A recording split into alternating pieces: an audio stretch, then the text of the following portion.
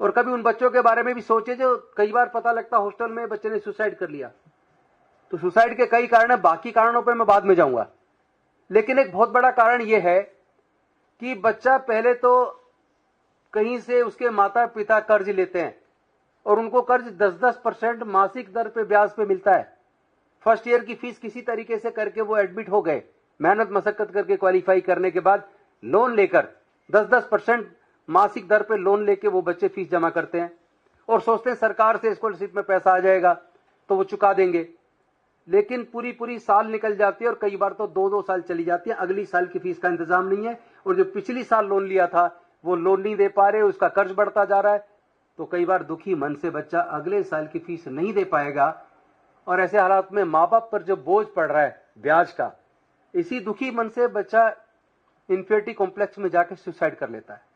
दुख की बात है कि कोई सरकार इस पे गंभीर नहीं है। केंद्र सरकार, ना तो केंद्र सरकार गंभीरता से ले रही है और ना ही ये राज्य सरकार है, जहां केंद्र की जो सरकार जिस पार्टी की उनसे जुड़ी जो सरकारें राज्यों में, विशेष रूप से उन सरकारों में तो अधिकारियों की भी कोई SC ST EBC OBC minorities के बच्चों के भविष्य को लेकर कोई चिंता है ही नहीं।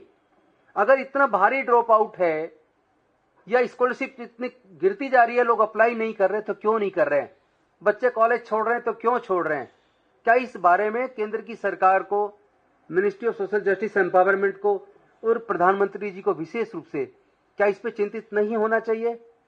मजबूरी में विपक्ष के नेता राहुल गांधी जी को जब ये बात दरभंगा में पता चली, बच्चों से बात करके बड़े दुखी मन से उन्होंने आदरणीय प्रधानमंत्री जी को लेटर लिखा। वो लेटर अभी आपके सामने दिखाएंगे। वो लेटर उन्होंने लिखा और उनसे विनम्रतापूर्वक निवेदन किया है कि ये राजनीति का विषय नहीं है, कम से कम इन गरीब बच्चों के बारे में प्रधानमंत्री जी सोचें।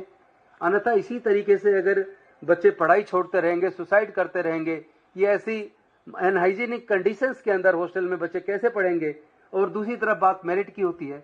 जो बच्चा मन से इतना परेशान है, वो बच्चा पढ़ाई में मेहनत करके दूसरे बच्चों के सामने, जो पैसे वाले घरों से जो बच्चे आते हैं, उनका मुकाबला कैसे करेगा?